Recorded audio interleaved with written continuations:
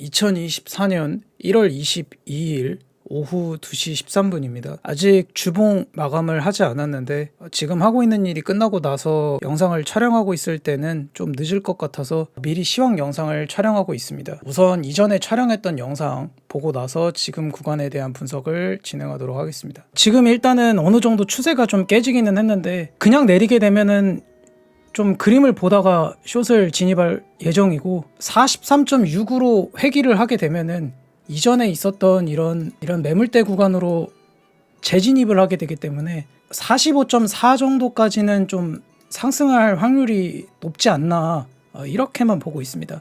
그러니까 1시간봉 혹은 4시간봉 캔들이 43.6에서 버텨주는 움직임이 나오면 조금 더 롱 위주로, 그리고 그냥 빠지게 되면은 그 숏은 추격으로 하진 않고 좀 지켜보다가 매매를 할 예정입니다.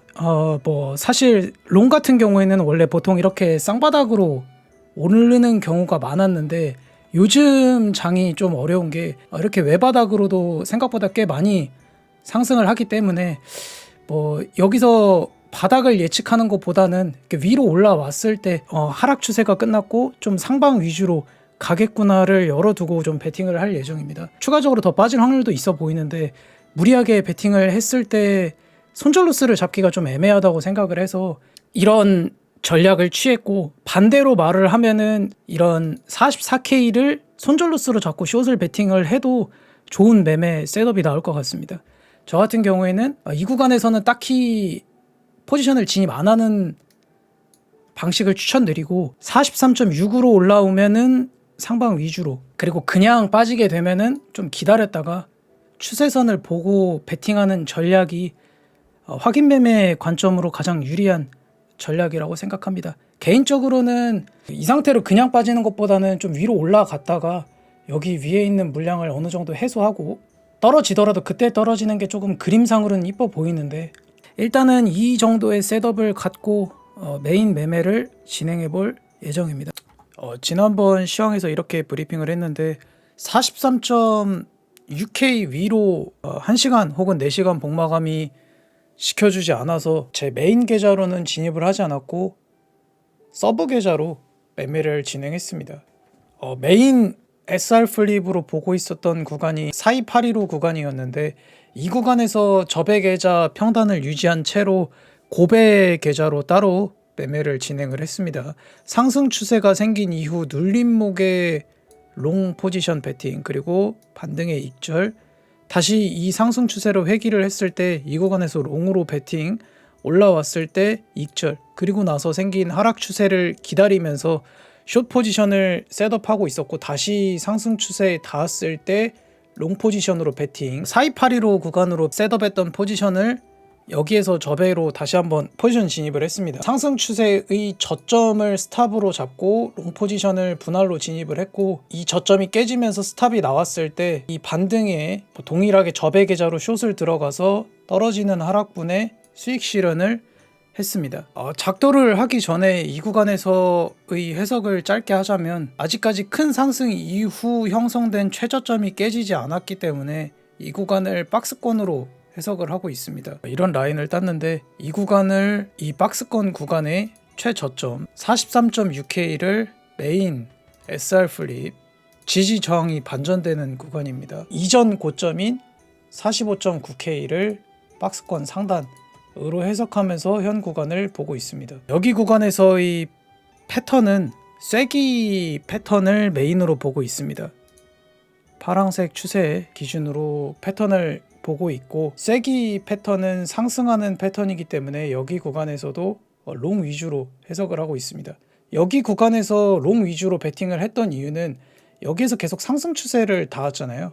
그리고 여기 구간에서의 하락 추세 컨펌이 난 이후로는 한 번도 닿지 않아서 여기서는 숏을 공격적으로 들어가기가 제 기준 좀 부담스러웠습니다. 이렇게 지저분하게 캔들을 형성할 때는 심플하게 상승 추세에서는 롱, 하락 추세에서는 숏, 그 매매가 틀리더라도 어느 정도 상승분을 충분히 먹을 수 있기 때문에 이런 매매 전략을 취하는 게 훨씬 더 유리합니다. 다만 수렴은 상승도 가능하고 하락도 가능한 패턴이기 때문에 방향을 정하지 않고 매매를 하는 게 좀 더 유리하겠죠.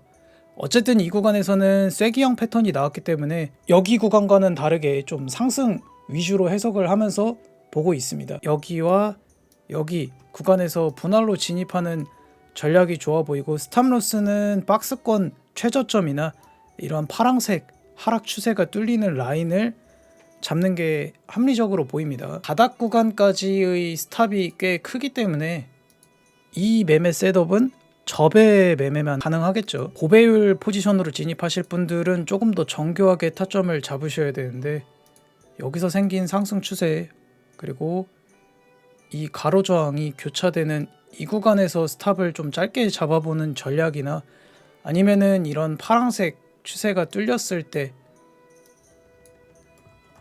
뚫고 눌림목에 뭐 롱을 타이트하게 잡는 전략, 아니면 이 구간에서 새로 생기는 신규 상승 추세에서 로스를 타이트하게 잡는 전략이 좋아 보입니다. 저는 아까 말한 대로 눌림목에 롱을 좀 받고 있고, 한 번 더 눌렸을 때 이 구간에서 받고 다시 뭐 이런 최저점이나 파란색 추세가 깨졌을 때는 접의 계좌는 로스를 칠 예정입니다. 이전과 해석은 아직까지는 동일합니다. 43.6K 위로 1시간이나 4시간 본 캔들 복마감을 했을 때 좀 더 추가 상승에 가중치를 둘 예정입니다. 이전 영상을 보시면은 이 구간에서는 딱히 크게 해석할 거리가 좀 부족하다라고 했었는데, 여기에는 이제 추세선이 꽤 생기고 어느 정도 패턴을 그리고 있어요. 여기서 엄청나게 해석을 해서 혹은 시나리오를 세워서 매매를 하는 것보다 어느 정도 캔들이 형성돼 있고 추세선과 패턴을 그릴 때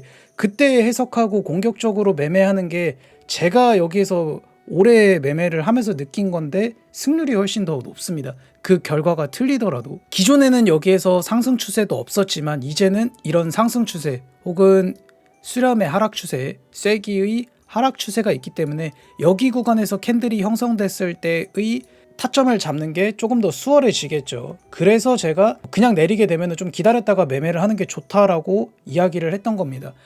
아마 여기 구간에서 엄청나게 큰 시나리오나 혹은 큰 베팅을 하셨던 분들은 되게 피로감 높게 매매를 하셨을 확률이 높습니다. 그래서 캔들이 조금 더 형성되고 어느 정도 그림이 그려졌을 때 그때 장기 시나리오나 매매 플랜을 혹은 본시드를 가지고 매매하는 전략이 훨씬 유리하다라고 이야기를 하는 겁니다.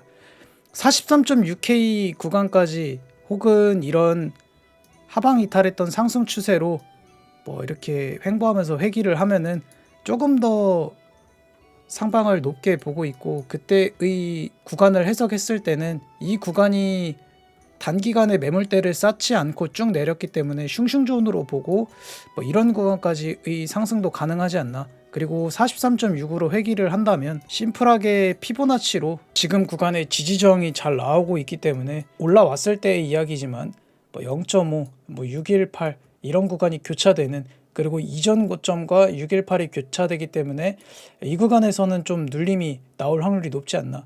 그렇다고 해서 바로 여기서 이렇게 풀숏을 박는 게 아니라 여기 구간에서도 무슨 패턴이나 그림을 그리겠죠. 아니면 추세선이 나왔을 때 베팅을 하고자 합니다. 당연하지만 이 구간에서도 이런 수렴의 하락 추세도 뚫지 못하고 이렇게 내리는 경우의 수도 충분히 가능해 보입니다. 그때는 이런 구간에서 어떻게 그림을 그리거나 혹은 캔들이 막히는 걸 보고 판단을 해도 늦지 않아 보입니다. 그리고 보조지표 관점으로는 뭐 여기 구간에서는 상승 추세만 닿아서 롱 위주로 베팅을 한 것도 있지만 4시간봉 RSI가 상승 다이버전스가 걸렸기 때문에 여기 구간에서는 조금 더 숏보다는 롱 위주로 베팅을 했습니다. 그리고 아직 이 4시간 상승 다이버전스는 깨지지 않고 더블로 걸린 상황입니다.